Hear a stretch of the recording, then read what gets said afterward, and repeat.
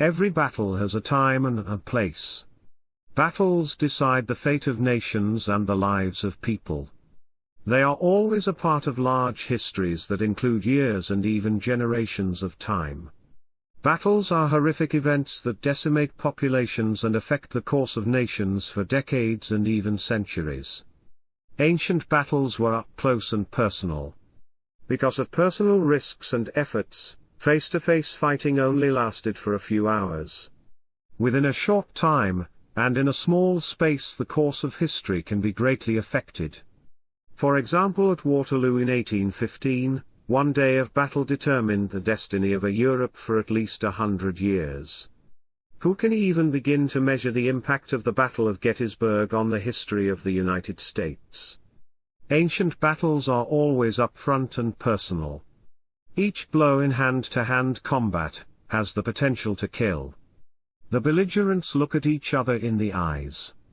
They feel the pain of each arrow and each blow. They see the pain of every strike against the enemy. History, of course, is full of hundreds of battles. We are interested in the battle in the Book of Mormon that has the most details for terrain and combatants. It is from these details that we will be able to identify the physical reality of the Book of Mormon.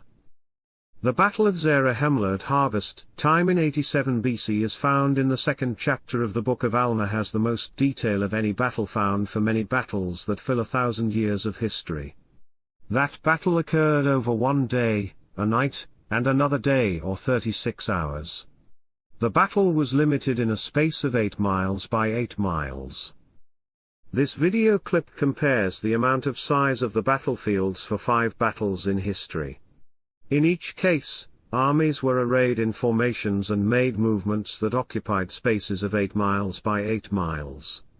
The following battles are enumerated as compared to the size of the field of conflict for Zarahemla. The Battle of Cannae. On August 2, 216 BC, the Carthaginian army, led by Hannibal, surrounded and practically annihilated a larger Roman army. The battle engaged the forces of 86,400 Romans and 50,000 Carthaginians. Hannibal's army and elephants destroyed the Romans on a field that was 8 miles by 8 miles near the east coast of Lower Italy. The Battle of Zarahemla. At harvest time in 87 BC, the Nephites led by the chief judge Alma won the first day of battle against the Amlicites on the east side of the river Sidon. On the morning of the second day, Alma's army walked across the river Sidon and won a battle in the river and on the west bank against the combined armies of the Alicites and Lamanites. The combined armies had an estimated 90,000 warriors. The field of battle for the 2 days of fighting was 8 miles by 8 miles. The Battle of Trenton.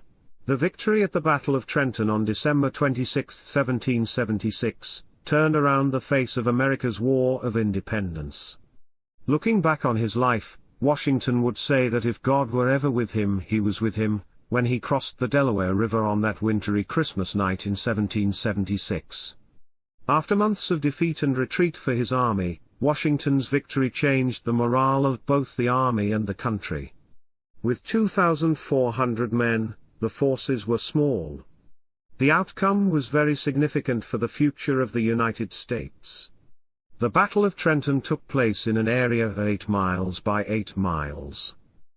The Battle of Waterloo. On Sunday the 18th of June 1815, on farm fields in Belgium, Wellington's army with 118,000 men destroyed Napoleon's army of 73,000. On that day there were 65,000 casualties. Napoleon lost and Europe changed forever. The field of battle was about 8 miles by 8 miles. The Battle of Gettysburg. President Lincoln declared, "Now we are engaged in a great civil war, testing whether that nation, or any nation so conceived and so dedicated, can long endure. We are met on a great battlefield of that war. We have come to dedicate a portion of that field as a final resting place for those who here gave their lives that that nation might live. It is altogether fitting and proper that we should do this.